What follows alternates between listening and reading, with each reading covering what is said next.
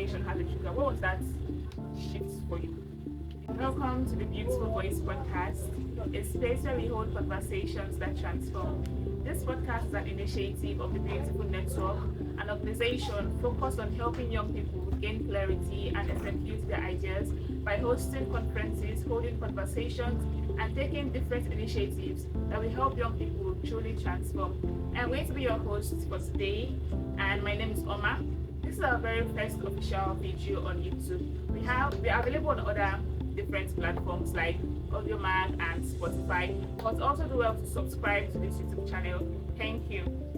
So like I said, this is our very first official video, and today I am going to be starting this journey with someone who truly embodies growth, leadership, and transformation. Today I am joined by a visionary leader, a builder of people, and a woman deeply committed to purpose, Miss Angel Odenibo. So nice having you here today. She's a visionary leader. She is the founder of 360 Budding. She is the resident pastor of Ferus Global Church, Newi, and also the mind behind Miniers Corporate Consults. My God, you're doing big things. She has helped hundreds of businesses through structure and excellence. Thank you so much for being here today. It's such a pleasure having you. Okay, so let's just go straight into it. Today we have a few questions for Miss Odenibo Angel. She's going to be guiding us on what transformation truly means, what motivation and discipline actually mean. So, but let's get to know you first.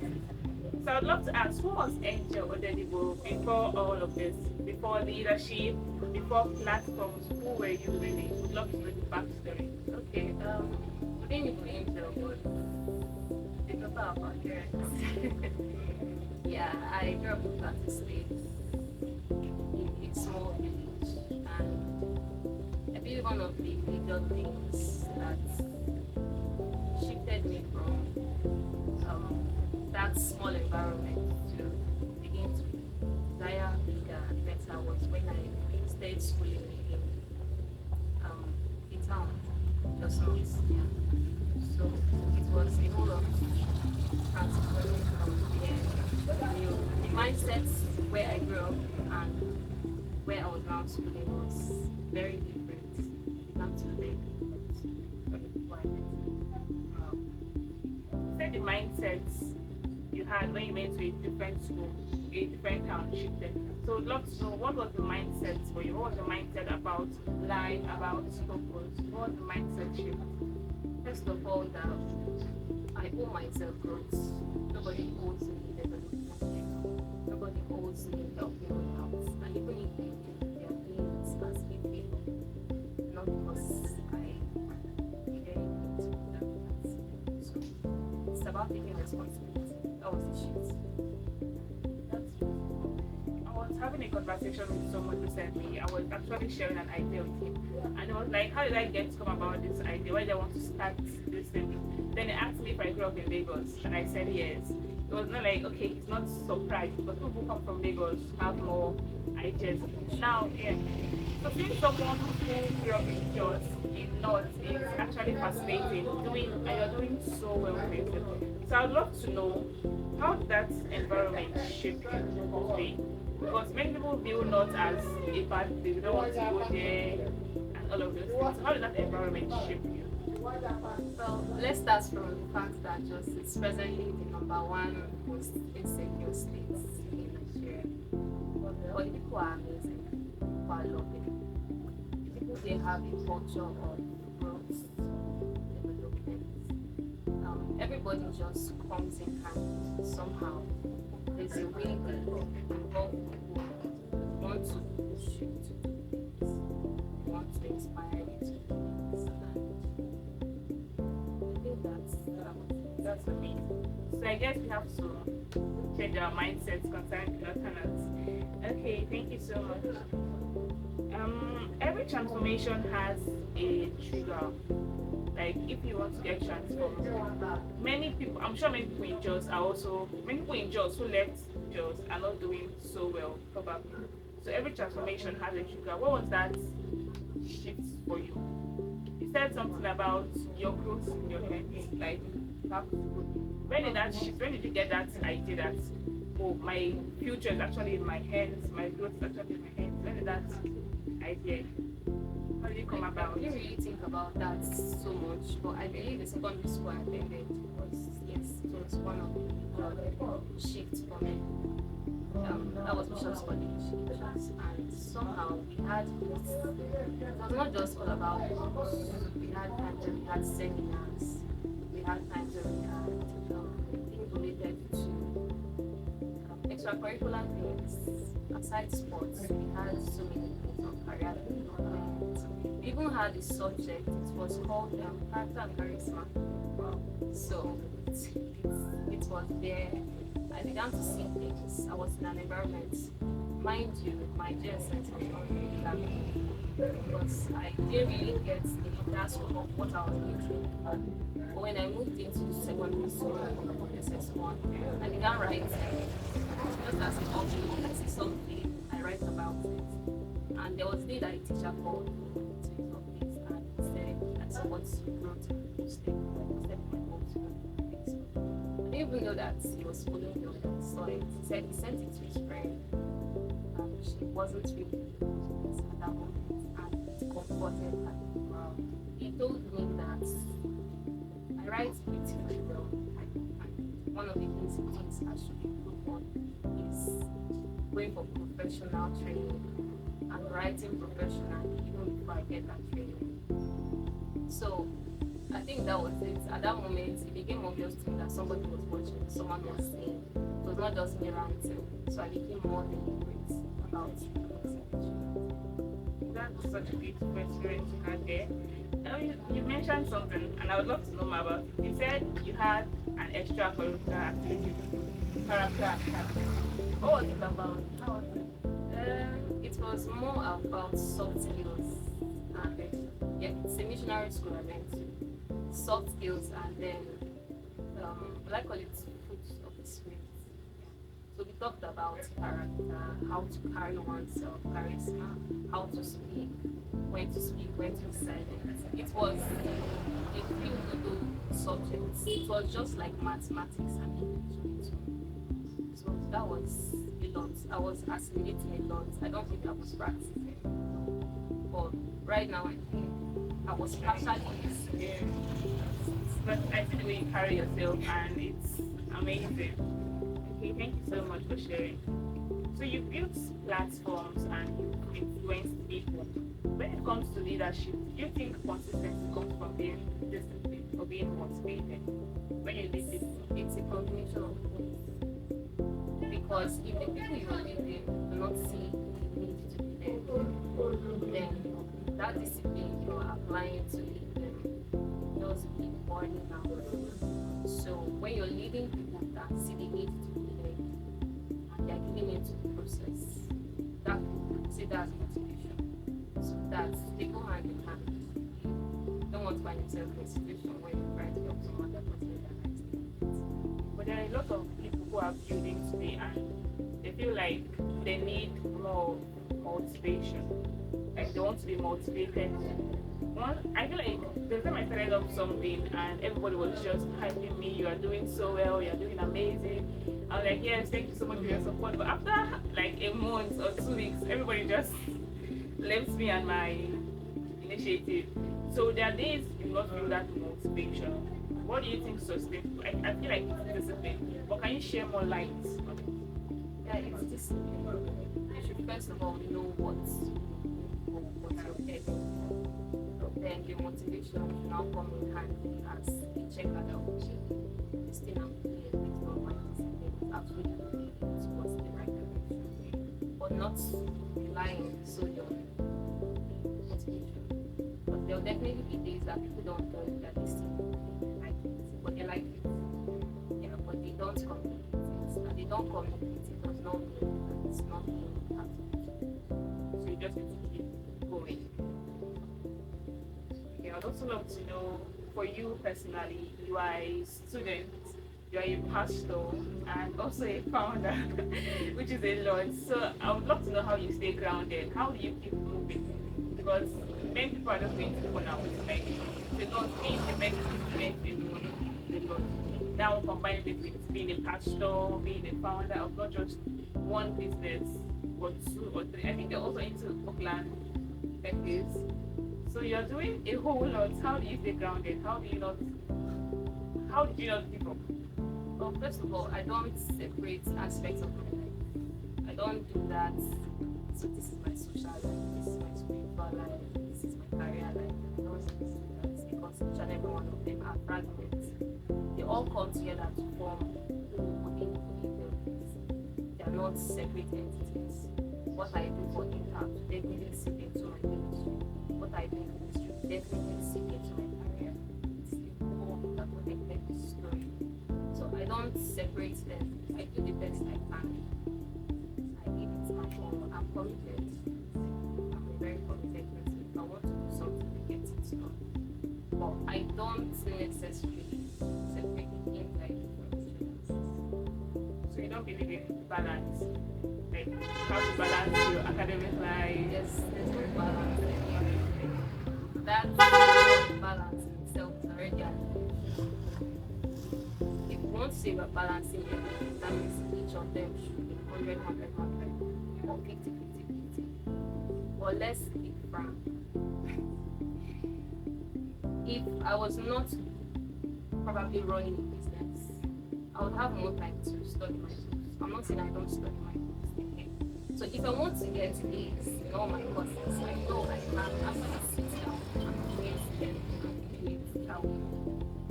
But when I go out to do other things, it's I don't think I should think that everything is just going to go handy. I need to make out conscious time to study. I might not have the luxury to go to visit friends anymore. I might not really have the luxury of just sitting down and loitering around because I know that every single moment I'm leaving to waste. I would have been able to do something else. I have a lot on my plate, so I don't think balance is an illusion. I don't know what other people say, but for me, balance is an illusion. So true, because remember when I first came to Mary, consumer education, I made a timetable. Like I said I wanted to balance everything: ministry, being a student, and my various business I'm into. So I made a timetable: 5 to 6 prayer, 7, 8 to 3 I would go to school. I think I gave up after like 2 days. I was like, no, I can't do this because things are going to come up. Even if you try to balance it, say I'm going to go to class today and maybe read, something is going to come up. You can't do it every day. Thank you so much. So you've served hundreds of people through your business. How did you get the idea? Like, what problem did you see? You said you're into many corporate consults, you consult people based on their business. So how did you see the problem? What problem did you see that you needed to solve? And how has that shaped you today? Yeah, I've always been drawn to writing. So when I started Miniet, it was Miniet Visible before I upgraded or rebranded to Miniet Corporate Consult. So what we're doing was we're writing business correspondences. I'm sure that many people are just hearing this for the first time. And that's because it's not conventional. It was like storytelling or poetry or essay writing. People are against open to that because it's something that makes you live and keep it vibe. Yeah, so when you hear writer, the first that comes to mind is that story or poetry. But writing business correspondence, that's business related documents. That was something I found a bit of safety in because I've always been drawn to the corporate world. So given these years, yeah, Miniet Corporate Consult started in 2022. Wow, a long way, 2022. And I think that was the period that I was waiting for admission. I waited for admission for 3 years. And that season broke me somehow because, of course, I don't consider myself to be somebody who's not bright. So writing jump and not getting admission, I began to question. Yes. So questioning that led me to just got a job. I was working at somebody's business. And I began to write, I began to make flyers for my offer myself. So it was just plain tried to separate it from my identity because I know that beyond writing, there's so much more I have. Yeah. So helping businesses and individuals write documents have taught me a lot. I've also gone for professional training because I believe that adequate information is always going to be always going to be easier and it's always going to be incorporated as time goes on. So that was how I got here. Here is corporate control, just rebranded. That was January this year. So it has helped you a lot. I would love to know how, like what aspect of your life did it help? Was it like starting up something? Did it help your academic? Did it help you in ministry? How did it stretch you to build more capacity? Having that idea 4 years ago, how has it stretched you? I don't think I really took it that serious when I started, and that's because there was no I call it responsibility on my head financially. I was still in my friend's house, you know. But one thing that I think takes your life seriously, of course, is that you can't just pick up your phone and say hello, uncle, I need so and so amount, and they'll really take it that serious. Like if you were not doing anything to be easy, yes, but when you show yourself to someone who's doing something, you know that the growth of this business will need that you live a more confident life. And if after all of this hype, you're not giving you anything, then you would have just gone through a lot of stress. And so I had to put in more effort. Now, to help someone who is struggling to start up something, because many young people have ideas today. I've met many young people come to me and they're like, okay, I have this idea, I want to start up this, but they are scared to start it. So can you share your early struggles and your present struggles? Because I think that's one of the reasons people are scared to start. They are scared of the problem comes, because nothing comes easy. So can you share with us your early struggles and the present struggles you have now and how you are navigating through them? Business always has struggles at every level, whether it's big business, small business. I think one of the major things I struggled when I was starting out was getting constant clients. Yeah. Because, as I said, it was storytelling. But it's really just right. Yes, people are more interested. But these are the boring documents, the boring side of writing. So that was what I struggled with. And the present struggle now should be that am I really struggling? Yes, there always be room for more growth. There were times I stopped. There were times I went home shouting about my business. There were times where I didn't think that I would come back to it, but I always went back to it. That's because your business is not just about you, it's about you and the satisfying those services you render. So on the day you stop selling salt, you're starving from salt. On the day you stop writing, you're starving from that you have inside. So it's not just about you. It's not just about you. It's about them too. When you think about these two parties, you realize that I need to be able to be selfless for this business to grow. I love that mindset. You are denying people of the gifts you have when you stop it. I've never thought about that. Actually, okay. I think I'm going to adopt that mindset soon. So what has been your hardest season so far? Is there any Wednesdays without posting about your business? What made that? What made you do that? What has been your hardest season? Well, I think that should be when I just got into school. It was difficult getting to learn or setting in away from the different ways, the culture in that state is a whole has all different from what we're meeting in Anambra State. Everybody's all to themselves, but out there, it's more like everybody's trying to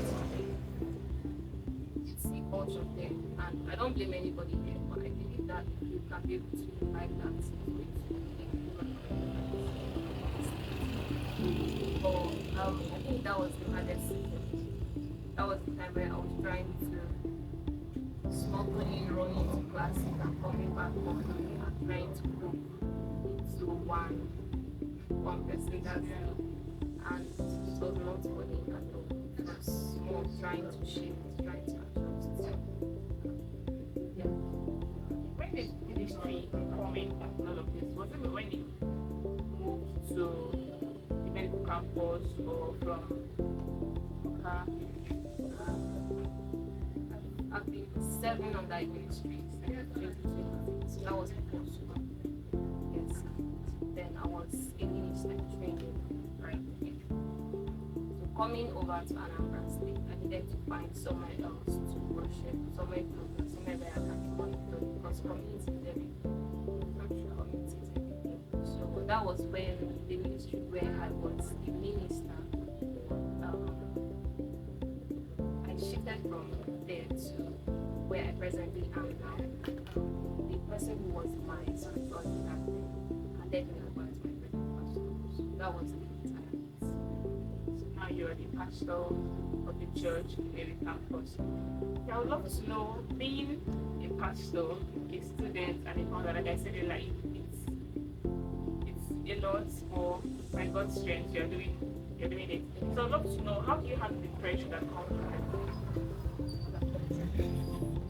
Yeah, not just ministry, being a student, because there's no balance actually. You're just going, you're doing everything. How do you handle the pressure that comes from it? You have to define what matters the most. When you define what matters the most to you, there'll be no amount of pressure from other aspects that can be put that much. Priority. Okay, we're coming to the end of today's episode, but I still have a few questions for you. Transformation is a core part of what we talk about on this podcast. In fact, it's all about transformation, helping young people transform. So, what does transformation mean to you personally? Transformation means continual change. Yes, that I'm being celebrated, but something that there's no room for more celebration or more improvement. So it's a continuous process. Yes, that I know some things in project management does not mean that I know everything yet. And that I execute the projects amazingly well does not mean that there's no room for much more. So What does it take for someone to truly transform? Not just on the surface, but like, what does it take for someone to actually transform? first of all, you need to have a resolve. You need to know what you want. That's like the first thing. The second thing, you need to have an image of someone or somebody who has done that thing for you. And I said, images are very important. They give you the scope of possibilities. For example, now we know that we can fly because we have seen people fly. So we know that we can enter maybe a vehicle and it moves us from one region to another without having to use our legs because somebody already has. And I don't think there's anything that is so new in itself. We're all just on the spree of upgrading. Yeah, so that's it. First thing, know what you want. But if you don't know what you want, you don't have a vision for it yet. If you ever walk up to somebody and say, well, I want you to mentor me, I want you to coach me, you'll just end up boiling that person out or frustrating the person. Nobody should be more interested in your growth than you. Nobody has to have to go. If you talk to somebody and say, well, I want you to mentor me, I want you to coach me, you should make that person's life easier too. So you should have something you want for yourself. And then make sure that consistently with that person, of course, is a work in progress. That person, of course, is a work in progress. We are all a work in progress. Even who are in their late 90s or late 80s, they are still a work in progress. There's nobody that has gone to the point where they say, oh, I've studied the Bible to the point that I don't need to study anymore. I know so much. Even our great fathers of the faith, they still pray, they still study their Bible. So it's a consistent thing.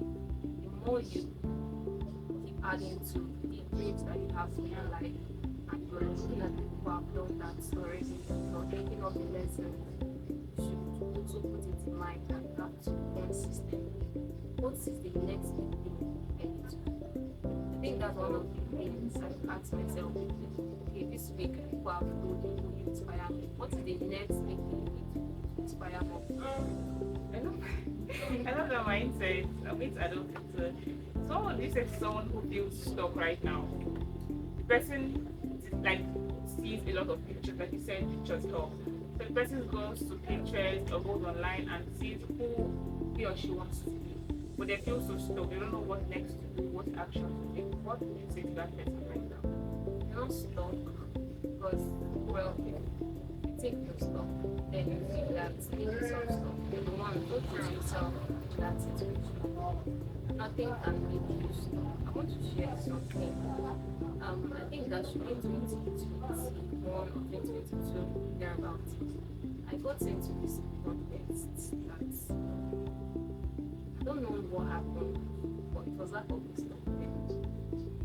I lost every single cent I had made in my business from that contest, and that was because I thought that at the end of the day, I would imagine that and anyhow, money will get that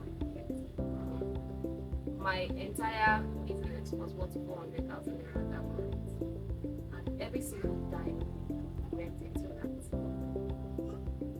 it was at that point that everybody was trying to console me. My father, my mother, everybody was consoling me. Oh, don't worry, it's not you that need it, you need it again.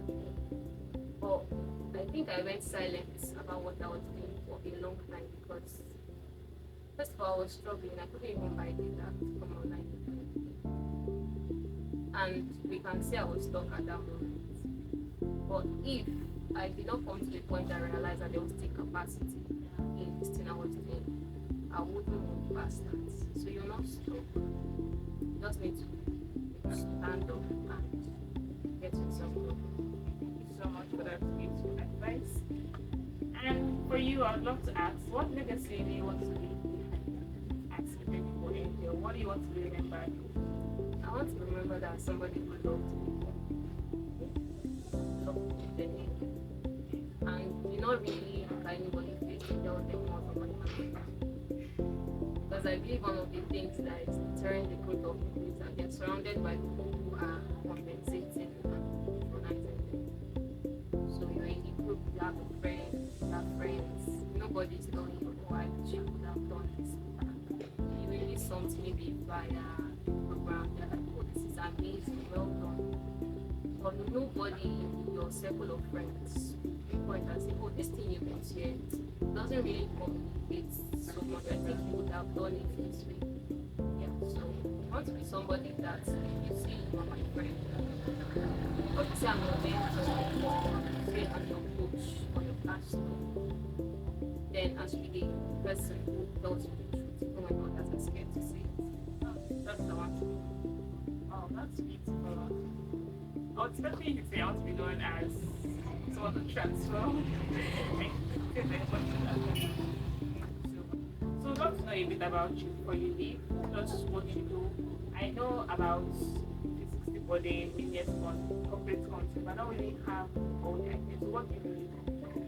360 Body is my personal inner circle who I mentor, coach, and disciple. Yes, we have segmentations. We have group mass, that's the group of people who just joined us. Then we have other contacts. Central idea is we just have conversations about our faith, finances, and maybe school academics, transformation. We pray together, we have meetings. That's what 360 Body is about, all around growth. And then Millions Corporate Consult, it's a corporate consultation and we help people with their projects relating to their corporate businesses. Could be you have a corporate event coming up, you want someone who can lay down the canvas of how it's going to go. Yeah, I help you out with that. Documentation, registrations, that's basically what I do. Thank you so much for joining us on today's episode once again. Okay, this is our first official video on YouTube, and it was such an exciting one for me. Personally, I learned a lot. I don't know about you, but I hope you did too. Do well to subscribe to our YouTube channel and also follow us on AudioMac and Spotify. Thank you so much. We are going to see you next time. We remain the beautiful voice. A space where we hold conversations that transform. Bye.